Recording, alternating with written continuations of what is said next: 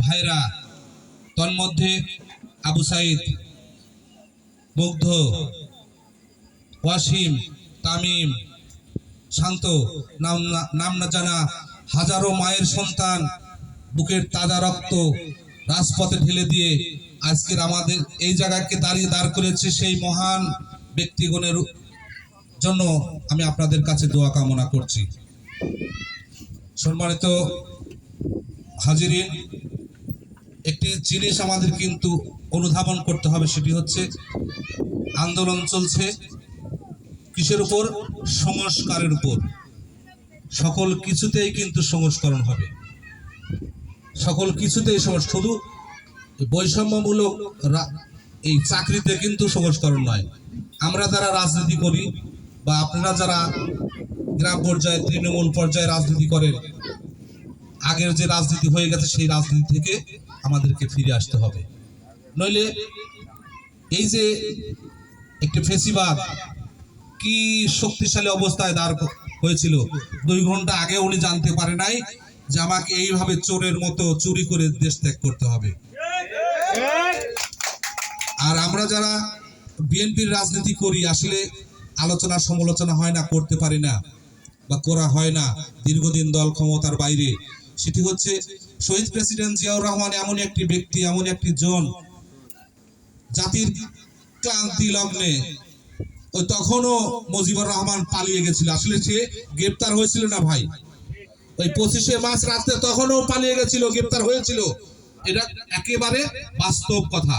কিন্তু আমার নেতা শহীদ প্রেসিডেন্ট জিয়াউর রহমান এই রাষ্ট্রের দায় কাঁধে নিয়ে 26শে মার্চ কালুরঘাট বেতার কেন্দ্র থেকে স্বাধীনতা ঘোষণা দিয়ে একেবারে সরাসরি রণাঙ্গনে যুদ্ধ করে একটি স্বাধীন দেশ দিয়েছিল।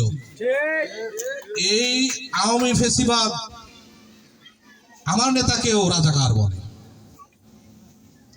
ওনার দলের একজন মুক্তিযোদ্ধাও নেই, ইতিমধ্যে কয়েকজন মুক্তিযোদ্ধা আমাদের দল থেকে চুরি করে নিয়ে গেছে, তাদের অবস্থা আপনারা জানেন আজকে অবস্থা।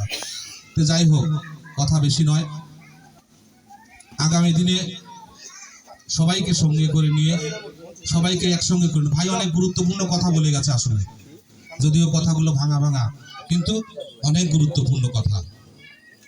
আওয়ামী লীগ যে কাজটা করেছে সেই কাজটা যদি আমিও করি তাহলে সমান হয়ে গেল না? আওয়ামী লীগ যেটা কাজ করেছে সেটা আমি করবো না, কারণ আওয়ামী লীগ তো আওয়ামী লীগ মানুষ না ভাই, মানুষ না, মানুষ, আপনি কিন্তু মানুষ। এমন একটা গালি, এমন একটা ধিক্কার আসবে যে আওয়ামী লীগ করে, মানে আওয়ামী লীগ বলতেই গালি।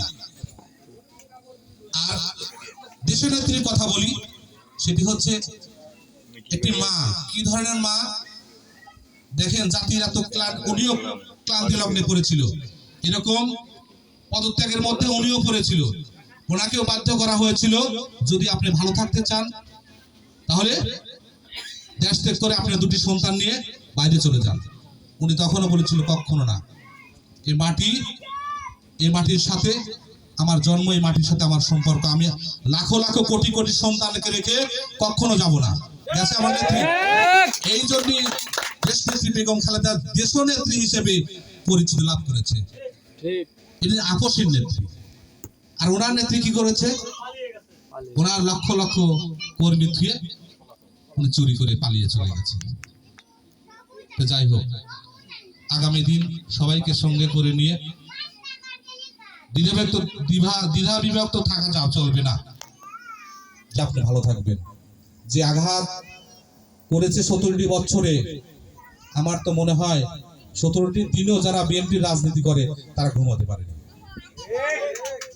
সময় অনেক আসবে, সময় অনেক হবে, কেউ আইন হাতে তুলে দেওয়ার দরকার নেই, আইনগতভাবেই ওনাদের বিচার।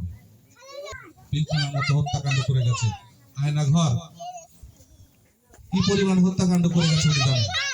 ওনার সন্তান 2 দিন আগে বললো আমার মা রাজনীতি করবে, আবার উনি বলছে আমার মা প্যালেস।